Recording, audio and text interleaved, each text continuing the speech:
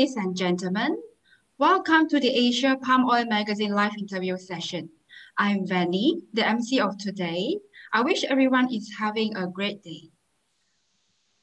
For your information, our live interview session is organized in collaboration with the World Palm Virtual Expo 2020. Our supporting partners are Council of Palm Oil Producing Countries CPOPC and Malaysian Palm Oil Association MPOA. YKL Group is the title sponsor for our live interview session. We are honored to have Mr. Max Yeo, the Marketing Director of YKL Group with us today. Mr. Yeo, would you like to greet with everyone? Yeah, sure. Thanks, Rennie. A very good afternoon to everyone. I'm Max Yeo from YKL Group. And first of all, I would like to welcome Tan Sri and Dato' Lee to join us today. And very special thanks to Asia Palm Oil for having us today. Thank you very much. Hope you enjoy our talk and our product video later on.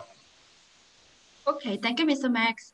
For your information, YKL Group will be having their 5 minutes product broadcast after the interview session. Thus, everyone please stay tuned for the interesting presentation. Ladies and gentlemen, allow me to introduce our industry experts who will be interviewed today.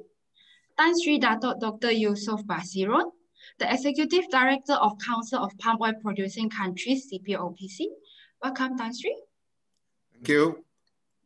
Okay. Our next speaker will be Dato' Lee Yu Chok, the Group Managing Director and Chief Executive of IOI Corporation Berhad. He is also the Chairman of Malaysian Palm Oil Association MPOA. Welcome, Dato' Lee. Thank you. Hello. Next, I will pass to Ms. Atira to conduct the interview. While during the interview session, if you have any question for the speakers, you may share it at the Q&A panel. And due to time constraint, we will pick the questions randomly to be answered. Avoid questions with sensitive issues such as politics and religion. Without further waiting, let's welcome Ms. Atira. Thank you, Ms. Vanny Lim. Good afternoon to Tan Sri, Dr. Yusof and Dato' Lee. Good afternoon. We're going to start with the first question. The United Kingdom left the European Union on the 21st of January this year. Is Brexit considered an opportunity for the country's palm oil industry, as now you can draw their own rules? Tan Sri, Dr. Yusof, you may start first. Yeah, thank you. I think Brexit, as we all know, is already in the process of being implemented. And the question is only whether the UK will leave the EU with a Brexit deal or under no deal. And these options are for them to decide. But as far as the need for palm oil in the UK, I would like to explain that the UK is not self-sufficient in their supply of oils and fats, production of oils and fats.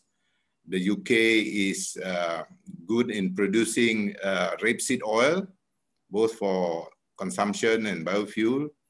And for that reason, they are producing as much as they could, amounting to almost 500,000 tons of rapeseed oil a year, and occupying a land cultivated area of about 1.8 million hectares, which is 10% of their agriculture land of 18 million hectares. You know, they also now have regularly imported about 500,000 tons of palm oil in total on average per year. So it is almost the same amount as the amount of the rapeseed oil that they produce yearly. And therefore, it is not likely to change very much or have big options whether there is a Brexit or no Brexit, simply because the UK needs palm oil for their both food, non-food, oleochemicals, and biofuel requirement, whatever is competitive to use. So in that sense, to me, if Brexit happens with a deal, then the EU will impose more alignment for the UK to conduct their trade relations in order not to disadvantage the EU in terms of competition from from the UK through their other suppliers. But if the UK exit with a no deal, then it is an open option where surely the UK will have to negotiate with third countries, suppliers of palm oil, for example, palm oil producing countries. And in this way, the opportunity is still open to make sure that palm oil can continue to access the UK market regularly as in the past, without too much trade barriers being imposed, which is tending to happen in the EU for now. So this is how I see it.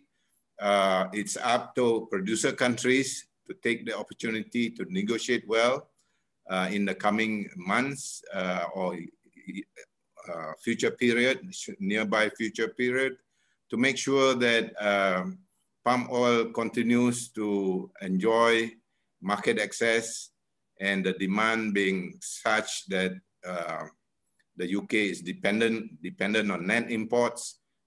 We should continue to take this opportunity to improve the palm oil so-called export into the UK market. Thank you. Thank you, Tan Sri Dr. Yusof. Datuk Lee? Yes. So actually, UK is not a big market for Malaysian palm oil, but nevertheless, the country is important in that a lot of environmental NGOs, including Greenpeace, is based in UK. So with the Brexit, I believe the UK will be now more free to, in their perspective on trade. They should have a more global outlook instead of a very Euro-centric outlook on trade. I would like to make a suggestion for Malaysia when approaching UK in opening up the Malaysian palm oil market. I think a very good platform for Malaysia is to leverage on our position as a member of the Commonwealth countries. As you know, as you probably know, the Commonwealth countries consist of about 57 countries, so who were linked to UK for various historical reasons. So I think that can be a good platform for Malaysia to open up the, penetrate more into the UK palm oil market by virtue of it being a member of the Commonwealth country. And secondly, also, we know that sustainability and responsible production of palm oil is always an important criteria for a European country like UK. So in that respect, I would like to suggest that we also can draw on our membership in the Commonwealth by saying that we practice the similar legal system, similar business practices as UK, because after all, a lot of that is inherited from them in some 50, 60, 70 years ago. So because of that, we have very good system for complying with various environmental protections, laws on labor rights, and also on workplace safety.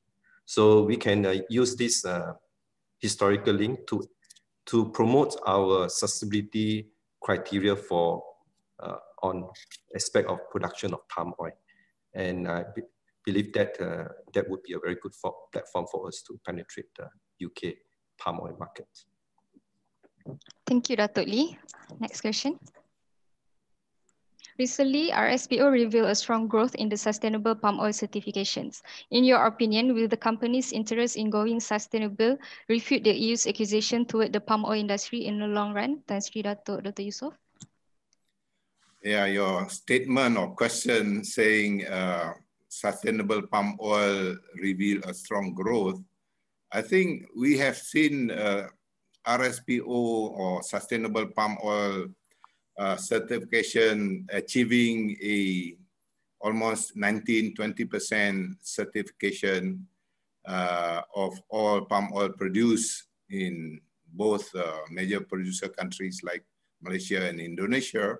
So what is interesting is that this amount of certified palm oil available is already there for many years now, but the import into the EU is only half of that amount, about 10% of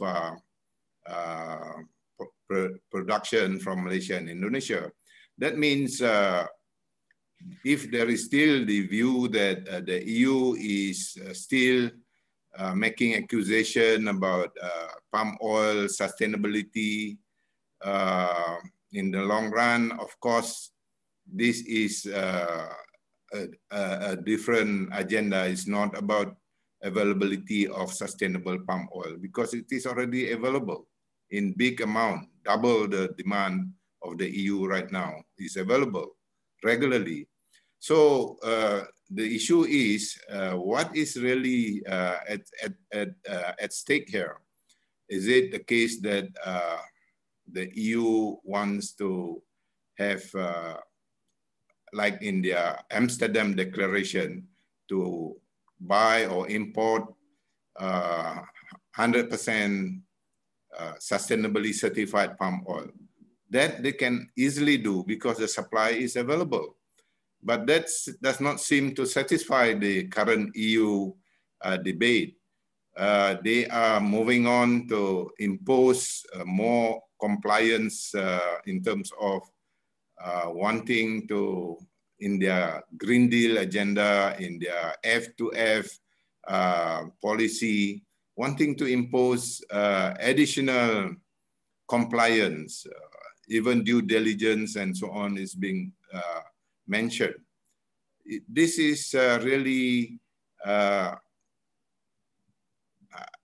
probably using this opportunity or this so-called Green Deal or sustainability agenda to probably improve their protection of their own oilseeds industry from competition coming from palm oil. That seems to be the reality. So I'm still working it out that somehow sustainability is not the real solution that the EU is looking forward to. Otherwise, this problem would have been solved many years ago because we have all the sustainable palm oil certified, ready to supply all the requirements of the EU. But that doesn't seem to quench the inquisition about palm oil being linked to all kinds of allegations. Thank you very much. Thank you, Thank you, Dr. Yusof. Dato' Lee. Yeah, so I also like to sort of correct a bit about the question.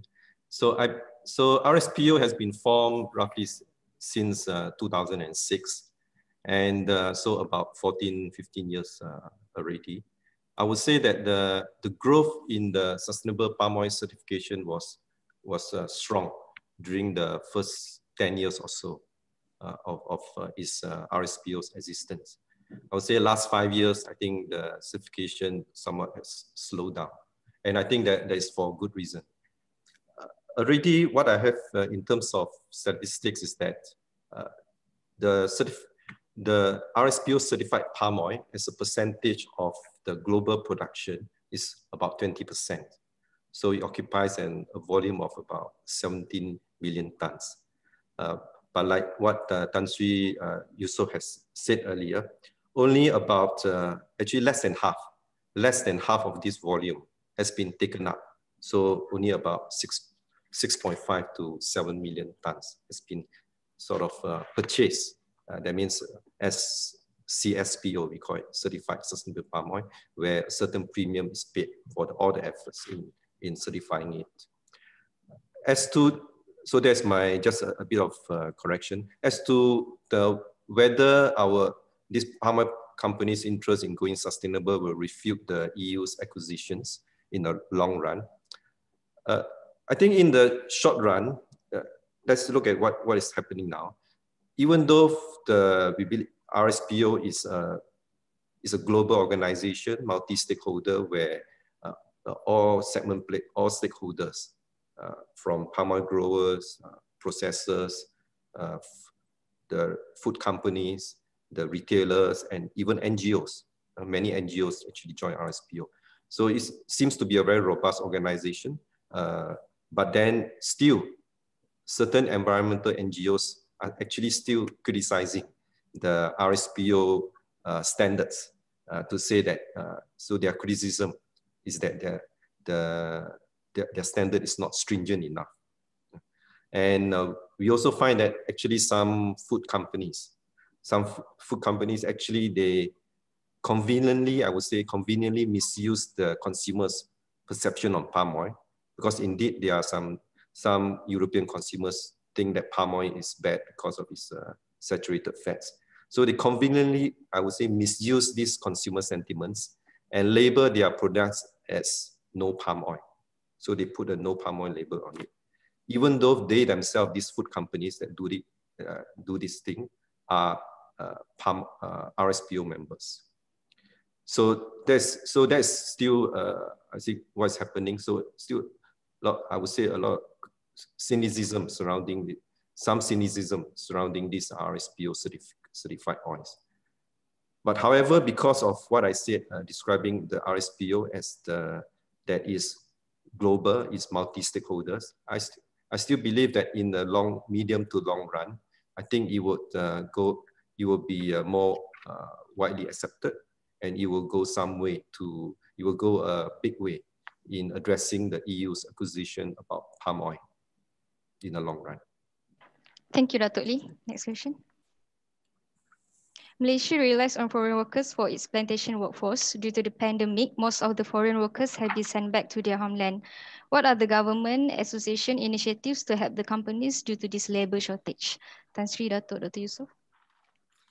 Yeah, the statement you make in your question is also a bit misleading. Say most of the foreign workers have been sent back. That should not be the statement. The foreign workers, those who have probably expired their contract or their work permit would have gone back or could not go back because the real problems currently faced by this industry in terms of foreign workers availability and so on is restriction on traveling.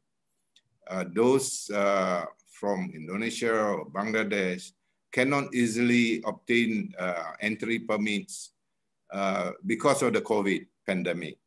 So otherwise, Malaysian palm oil industry in particular has been blessed with a very good support from government through government policies of providing the necessary foreign workers quota to allow the industry to go on with their work of producing palm oil efficiently. But because of the pandemic, here is the temporary, let's say, situation where shortages of workers, because they are due for renewal of contract and so on, may happen. Shortages may happen. And so the industry is facing some degree of harvester shortages and so on. And as reported in the media, industry is probably affected by the shortage of such workers, especially the production of palm oil is so much dependent on foreign workers. So, but then if you look at the broad picture, labor is a factor of production inputs, meaning it is a case of the supply and demand of labor force, supply and demand of labor for any industry to work out their requirements. And when the supply of labor is rightly reduced due to the pandemic somewhat, then the supply, production of palm oil is affected, the price of palm oil has gone up, and so revenue for those still in the industry is increasing, the revenue is increasing, meaning that industry may have the option and feasibility or viability of rehiring labor from whatever sources in order to continue to improve production, continue to increase production because palm oil is all the time in production. There is no season in that sense. So some of the industry may be able to optimize or manage by improving labor availability through supply and demand consideration, meaning they may have to provide more incentive for new set of laborers to come into work in their area or plantation. So this is the economic component of such a problem. But yes, we need the government to continue to assist. What if you are asking for government initiative and so on to overcome the labor shortage? I think the ban or the stoppage is only up to December, as I read in the media. Before perhaps the importation or the recruitment of foreign labor will be considered again. But in the meantime, I think it is also important that the available labor from local sources and so on would be considered for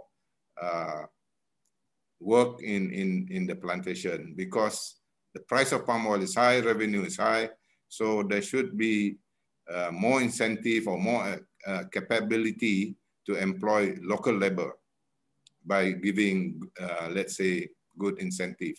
That is an economic argument about labor shortage, but to me, the industry is in the business of, putting resources to make revenue. So labor is an input, and therefore management issues will come in to help solve some of these shortage problems. Thank you. Yeah. Thank you, Tan Sri Dato' Yusof. Dato' Lee. Yes. So I agree with what Tan Sri Yusof said about about the question. So actually, it is more a freeze on new workers coming in until December, instead of foreign workers have been sent back to their homeland. So as to the government's recent initiative, because just about a couple of weeks ago, the government announced what is called the labor recalibration plan. So this labor recalibration plan so entails those that are four sectors, and plantation is one of them, are allowed to recruit those undocumented foreign workers who are in detention in Malaysia. So that is what the government has allowed as a sort of a stopgap measure for sectors like plantation to get more workers. I would like to make one point though, that I understand, and probably the palm oil industry understands the government's desire to control the incoming of foreigners into a country in order to control the spread of the COVID. And of course, we have read the news recently, Selangor, the Teratai cluster. So So among the foreign workers, I think that there's been various clusters that have emerged on COVID-19. And one of the common reasons being stated is that the dormitory that these workers are in are crowded, and maybe not in a certain standard. So the point I want to make for plantation or palm oil industry is that the environment in plantation is quite different from the environment in the cities. So in the plantation, actually, we comply with the minimum standards of housing regulation for since the 1970s or so. So very good housing are already provided for the workers. So actually, they have some of them have semi-detached houses with plenty of open land. So they are not in a crowded place. Each of them will have 2 rooms. If they have family, of course, then they share with other people. So they live in houses actually I would say their standard sometimes even better than those low medium cost houses that the inner city population are living in. So that's one on housing. Also, the working environment also is very different.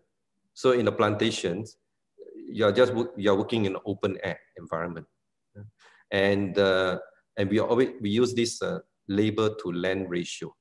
So our standard is 1 worker works on about 8 hectares of land. So 1 worker works on 8 hectares of land. So you can imagine such a big area of land. So it's much easier to maintain the physical distancing in that sort of environment. So I would say that the risk for plantation environment, as far as the physical distancing and the compliance with SOPs of the workers are concerned, I think we can do it much better. So and therefore we should be given more favorable condition. So only thing is that we have to still, nevertheless, I think we still have to keep to the SOPs, including not our workers not simply mixing with workers from outside the plantations. So I think if we can control that well, I think the risk of spread can be very much put under control. Thank you, Dato' Lee. What is your view on the utilization of IR 4.0 in the palm oil industry, such as on the mill, plantation, and market? Tan Sri Dr. Yusof. I think we have to share the meaning of Industry 4.0, what it is all about. It is about digital transformation of any industry or of industry in the value chain creation process. So how do we run our business, make a more revenue out of what we do, but through more use of digital opportunities, digital systems. But it's already appeared in the palm oil industry. It's already practiced in the palm oil industry. For example, in selection of seedlings for high yield attributes in order to increase the yield. We are only planting high yielding palms. And the selection process to determine high yielding palm is already spearheaded by industry which have resorted to using genomic selection of the seedling. Selection process by identifying the gene sequence that have or that are holding the key to high yield. So this genome select kind of use of biogenetic technology using a lot of data to select seedlings is a new phenomenon and has already been shown, excuse me, to work very well, producing very high yielding palms, which have already been planted actually. And more of this will be planted in the coming years. So this is one instance of the Industry 4.0 in action in the palm oil industry. But of course, there are many more in the supply chain where estates in managing the supervision of harvesting, fertilizing, and so on would be already recording data using handheld devices, and which would be linked or downloadable to the main computer, in which the supervision process can be monitored from afar. And again, this saves time, saves labor, and therefore is part of the Industry 4.0 implementation already in action in the industry. So estate data collection, even automation in mills, apart from the physical innovation of mills being able to be automated, the actual use of data and monitoring through digital means is already ongoing. So we have mills performance dashboard at the HQ of various companies, which will tell how mills are performing, what is production at the end of the day, and things like that, and what is the cost per ton of the oil produced. So these are ways in which digital transformation is really happening in the palm oil industry. But of course, this is all the way towards the market end of the value chain system. Track and trace in transportation is already digitalized. Track and trace for the origin of the oil, or what they call traceability. Companies have developed dashboards for public or the concerned parties to be able to look at the traceability of the oil, where it comes from, through the plantation company dashboards that is up on the internet, for example. This is a few examples of how digital transformation has been adopted into the value creation process of the palm oil industry. And I think in future, who knows, blockchain technology in trading of oil and so on will become more relevant to be adopted. You have heard of use of drones and so on. This is now quite routine for some in the plantation industry in their effort to modernize the industry. And of course, with that, we are talking about adopting Industry 4.0 innovation. Thank you. Thank you, Tan Sri Dato' Dr. Yusof. Dato' Lee. Yeah. So Tan Sri Yusof was talking a lot about digital transformation in plantations. So I must, incidentally, I have to say that I can inform the audience that, so recently, I've been recognized with the award of by this IDC, International Data Association, which is an international data consultancy. So I've been awarded with this digital transformation CEO of the Year for Malaysia. So I think that there's a good recognition for uplifting the image of the palm oil from being a traditional or somewhat boring industry to the image of a progressive and digitally advanced, potentially a digitally advanced industry. But setting aside from digitalization, I think we all know that palm oil uses a lot of foreign labor, and a lot of them are semi-skilled workers. So I think that is so before we even talk about all these sensors, artificial intelligence, robots, actually a very basic step that we can do is to embark on mechanization. So the mechanization is, of course, they will reduce this the use of labor, and also especially mechanization on evacuation of crop, will actually also improve the efficiency in terms of reducing the time for crop evacuation. So before we talk about all these advanced techniques, I think the very immediate one that we can take for the plantation industry, which has a big impact, is in reducing the workers, is mechanization.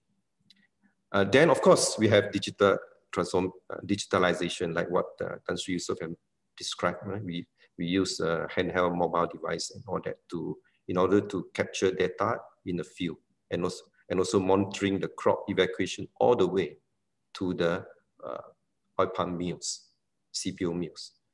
And so Tan Sri Yusof mentioned about the drones. Yeah, indeed, we are already using, a lot of companies are using drones. Our company also has been using that for 5 years already or more.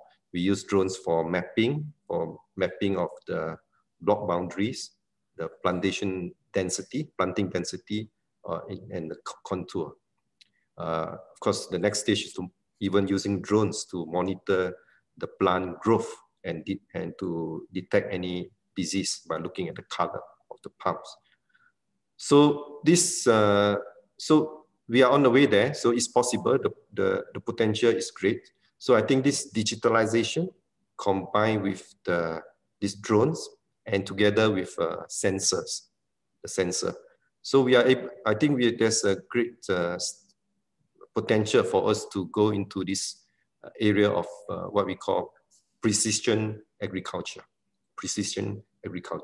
which will definitely increase the productivity in the plantations and reduces the utilization of labor. Thank you. Thank you, Dr. Lee. For the last question, is there any course of action to spread the acknowledgement of palm oil's benefit and the road to sustainability to the consumers? Tan Sri Dr. Yusof. Of course, there are many courses of actions that should be undertaken, because if you really look at properties of palm oil or the attributes of palm oil, we could probably list a lot more of the benefits of palm oil as opposed to its disadvantages. And therefore, the process of improving awareness to the consumers must continue extensively and intensively. But I think it is in the course of what we call continuous improvement. That is part of the principles adopted even when we go for sustainability principles and criteria, where one of the principles is continuous improvement. And what does it entail? It means that with continuous improvement, we continue to use science-based information, or tell the truth based on the science of what palm oil is all about in terms of the benefit. And therefore, we have invested a lot in R&D. R&D is the route to really share the information about what palm oil benefits are all about. Because through R&D, you come out with research results and make claims based on research results. And therefore, this is the best way to provide the confidence on any claim that we make about the benefits of palm oil through R&D. Of course, again, we are having a system where we are exporting our palm oil, a lot of it, more than 90% of it in terms of Malaysia, to large group of consumers around the world. And consumers have their own demands. In fact, a consumer, what they say, consumer is king, is quite true. And we must abide or comply with the requirements of the consumers. And consumers nowadays are already making demands or requirements to comply, for producers to comply with sustainability. And therefore, complying with sustainability is no longer a choice, but already a necessity. And we have probably not only talk earlier about RSPO sustainability system, but producer countries like Malaysia, Indonesia have their own sustainability certification system to help promote the concept that what the consumers want, we are able to supply. And we are able to supply with a lot of commitment to ensure sustainability of palm oil, or certified sustainable palm oil is reaching the consumers in that sense. Of course, the issue here is all along, as producers, we have no choice. We have to comply with the consumer's requirement. But as we are able to supply and comply with the consumer's requirement, then it becomes automatic awareness process, because we don't have to tell the benefits of palm oil as to an unknown person or consumer anymore, because this is what the consumer wants. We are providing the best palm oil in terms of sustainability, assurance, and people know that they want palm oil because of the palm oil benefits, but they want it supplied in terms of sustainability certified. Yeah, those are perhaps chicken and egg. Unless we are able to, meet the consumer's requirement, they may continue to demand compliance. But they themselves know, and we have been promoting the values of palm oil, the benefits of palm oil for many, many years. And the world knows this. And it's a matter of putting the two together, get the awareness of the benefit to be well known and well accepted in conjunction with supplying them sustainably certified palm oil. Thank you. Thank you, Tan Sri Dato' Dr. Yusof. Dato' Lee? Yeah. So when you talk about explaining to the consumers benefit of palm oil to consumers, I think one can categorize into two different groups of consumers, in my view.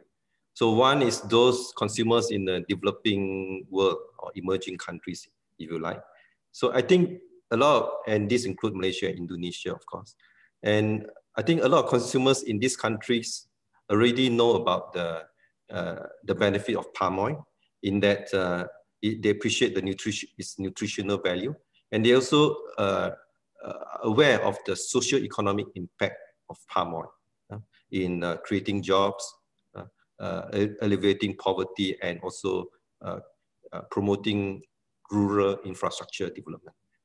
However, there's another group of consumers from, I would say, the Western world, the developed world.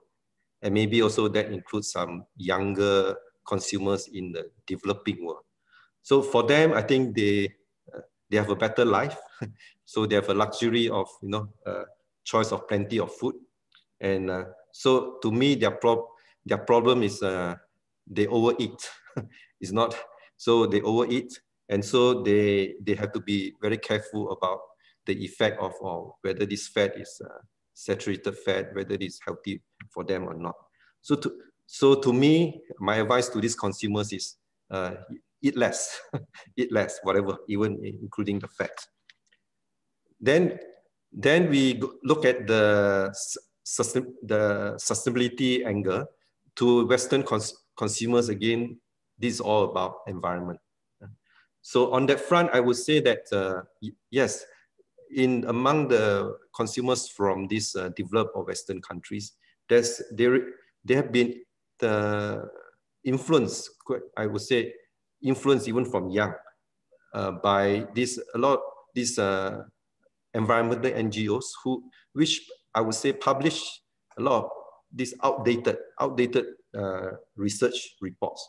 And I would say sometimes they even manipulate the findings to suit their agenda. So there'll be these reports will, I would say, overemphasize on the effects of deforestation, on carbon emission from peat, on the loss of wildlife.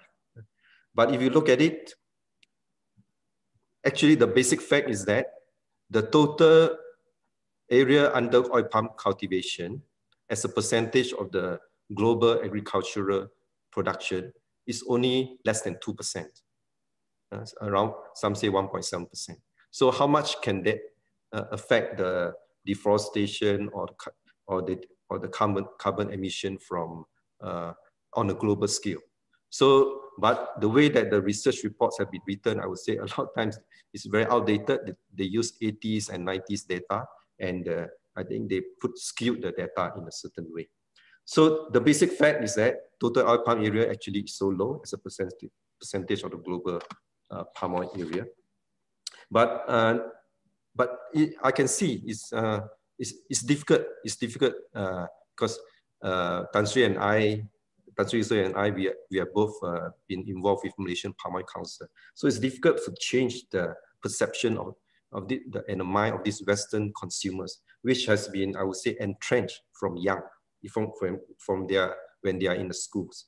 So and also that's because of their value system and also the environment in which they grew up in. So, but however, in the long run, I'm confident that palm oil will play a major and positive role, and simply because of one fundamental fact. All right, thank you. Yeah. Dato' Lee, do you have? Yeah, I have one sentence to. All right, sure. Yeah. So, and that is that palm oil can feed the growing world population of some projecting 9 billion in by 2040, and by utilizing the least amount of arable land, 6 or 10 times less than other vegetable oil crops. Thank you. Okay, thank you, Dato' Lee. We're going to move on with the question and answer from the audience. So we have selected one of the few questions, which is from Muhammad Hafiz. Given the increased investments, do you see the South American and African palm oil to challenge Indonesia and Malaysia as palm producers in the future, as they sell no orang-utan palm oil or things like palm oil done right initiatives? Tan Sri Yusof? Oh yeah. Either Tan Sri, Yes. Dato' Yusof, or Dato' Lee may answer. I would say the need for palm oil globally is so great in terms of volume that the current rate of expansion is not going to meet up with the great demand. This is because other oils are also not increasing their production at higher rate than in the past. In other words, the rate of growth in demand for oils and fats in the world because of a growing population and affluence is higher, the demand is higher than the potential increase in supply of all oils, including palm oil.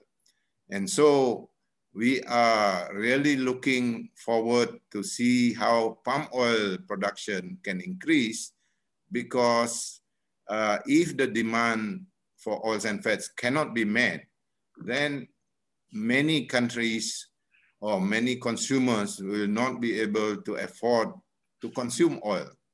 And there are many parts of the world where people don't have oil to consume already because of poverty or lack of financial, lack of income or revenue to purchase edible oils from the market. So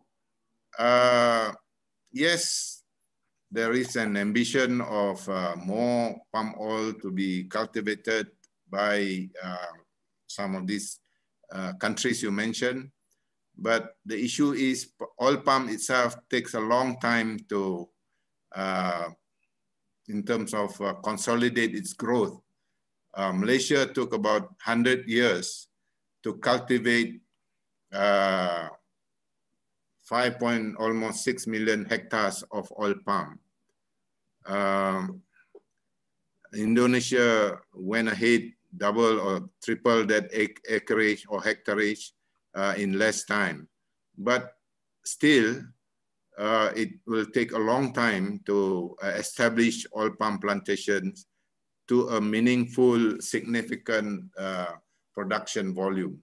So in the meantime, we are already facing shortage of oils and fats. So I think it is market forces that will determine how the industry, whether in current producer countries or new countries, will respond to the potential revenue that can be made if you are investing in growing oil palm and so on. So as in earlier decades, it was also the case of supply and demand determining how we continue to invest or accelerated our investment in oil palm cultivation. Thank you. Yeah. Dr. Yusof. Yeah, I agree with what Tan Sri Yusof said. We share a lot of common views. But the fact of the matter is that between Malaysia and Indonesia, we still produce 85% of the global production of palm oil. So yes, I agree that Africa and especially South America, their volume of production the growth is quite good, but I think there's still quite a long way for them to catch up. So and we welcome more production. In fact, there are plantation companies from Malaysia looking into investing in plantations in Africa and also in South America. But I want to temper that optimism also, that it is not so easy to plant up such a big area of oil palm. Like Tan Sri Yusof said, Malaysia, it took 100 years for us to build up to this scale. Indonesia, 30 years. And so let's say you take Africa, in Liberia. So in Liberia, there was a lot of optimism about the expansion of palm oil plantations in that area. But I think we know that a couple of the palm oil companies, including those from Malaysia, who try to go there. And after a few years, they actually pull out. Because there are a lot of restrictions in terms of land ownership, in terms of social issues, when you want to do oil palm planting on such a big piece of land. So, but nevertheless, palm oil, I think some palm oil will have to grow in volume in order, like I said, to feed the world's ever-growing population.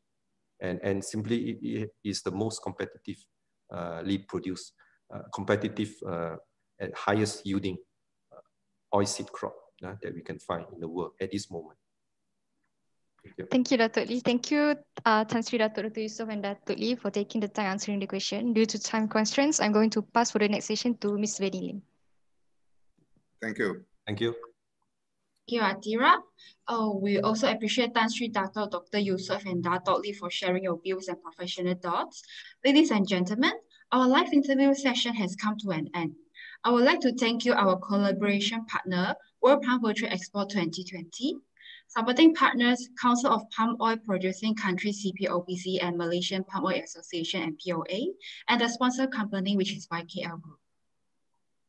Thank you, everyone, for your participation. We hope to see you next time. If you have any inquiry, welcome to write into our general email, which is my@fireworksbi.com. Our team will liaise with you accordingly. Besides, welcome to visit our website at www.asia-palmoil.com for more information about us. Last but not the least, welcome to visit our virtual booth at World Palm Virtual Expo 2020. You may scan this QR code to visit our booth directly. However, if you haven't registered for the event, kindly visit to their homepage to register. Again, appreciate everyone for your time. I wish you enjoyed the session and is benefited from it. Do continue to take care and stay safe during the pandemic. Thank you very much.